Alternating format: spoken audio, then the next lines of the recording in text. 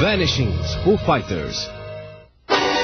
Ao anoitecer de 24 de junho de 1953, um F-94C Starfire decolou de uma base da Força Aérea Americana perto de Cape Cod, Massachusetts, para investigar um objeto voador não identificado.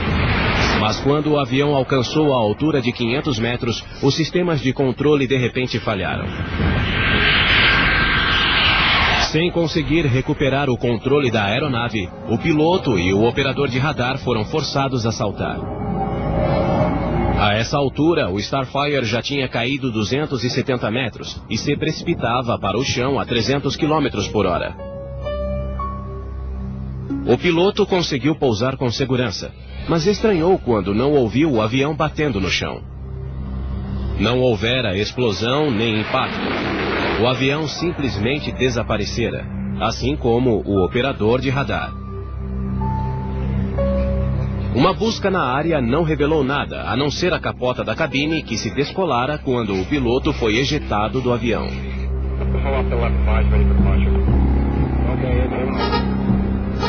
5 meses depois, na noite de 23 de novembro, um F-89C Scorpion foi mandado da base de Kinross para investigar um OVNI que voava em espaço aéreo proibido sobre o Lago Superior, Michigan.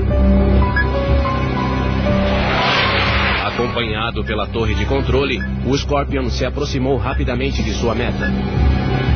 Vendo os dois sinais do radar se fundirem em um, a torre presumiu que o Scorpion voara sobre o alvo e esperou que os sinais se separassem de novo. Mas não se separaram. Em vez disso, o único sinal de radar sumiu e todo o contato cessou. Uma busca no lago e ao seu redor não revelou nada. O avião e seus 2 tripulantes haviam desaparecido. Surgiram boatos de que o Scorpion, assim como o Starfire meses antes, havia encontrado um hostil visitante espacial e nunca mais seria visto. Mesmo não conhecendo o conceito de OVNIs, pilotos afirmavam ver coisas estranhas nos céus desde o final da Segunda Guerra Mundial.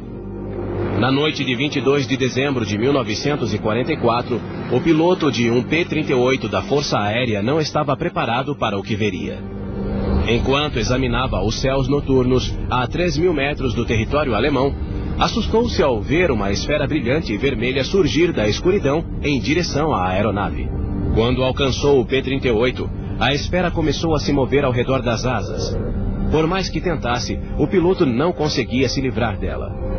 Então, como se tivesse se cansado do jogo, o estranho objeto de repente sumiu, deixando que o surpreso piloto voltasse para a base. Mais tarde, outros pilotos que voltavam de missões relataram o mesmo tipo de fenômeno. Às vezes, as esferas pareciam sinistros objetos metálicos, ou bolas de fogo de brilho intenso.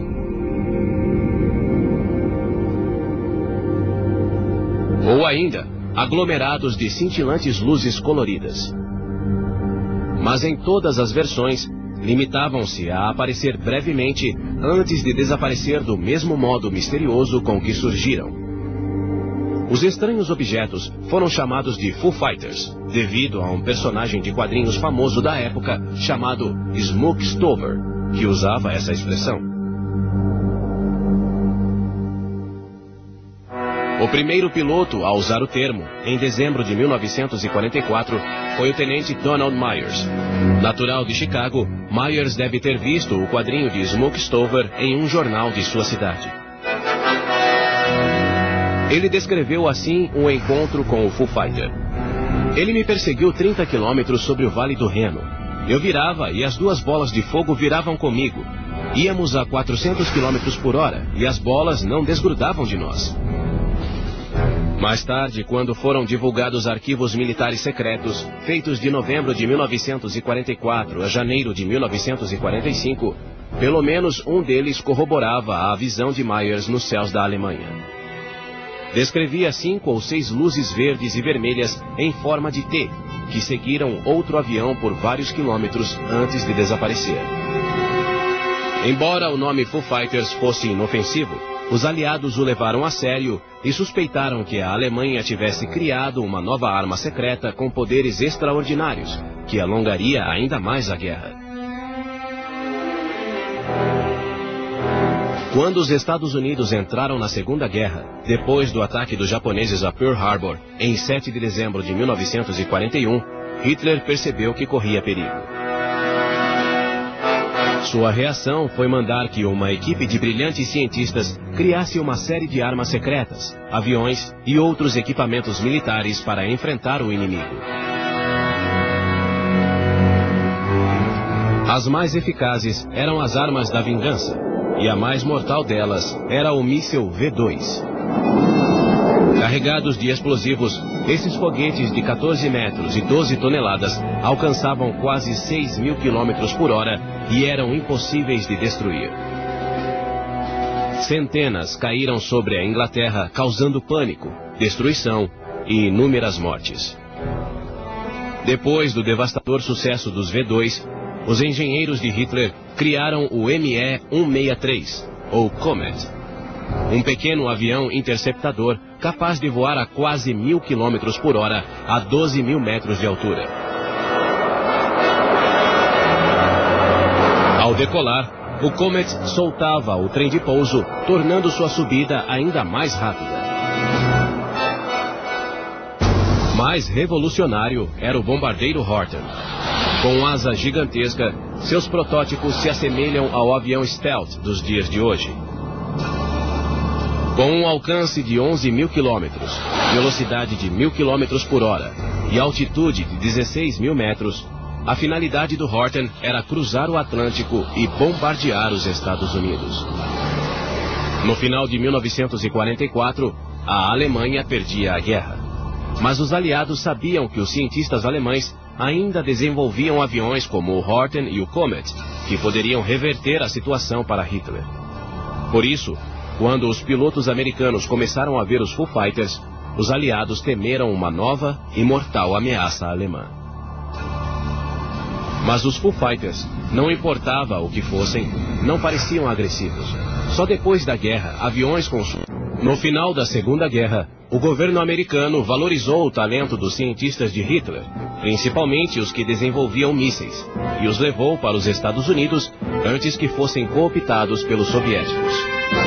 O mais famoso deles era o Dr. Werner von Braun, o criador dos letais mísseis V2.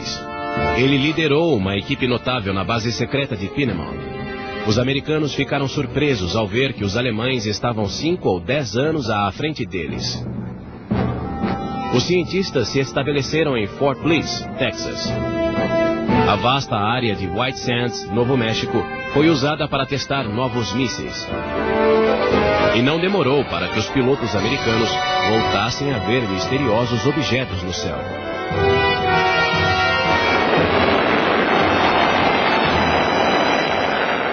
Em junho de 1947, um avião de transporte desapareceu nas montanhas de Cascade, no estado de Washington.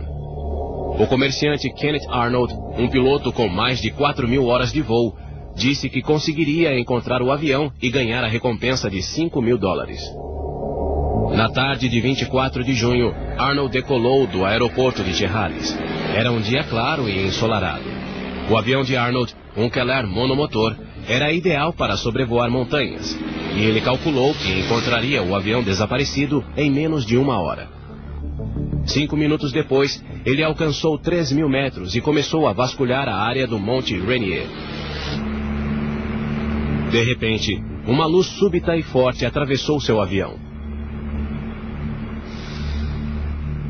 Como estava perto de um DC-4, achou que vira o reflexo de sua fuselagem.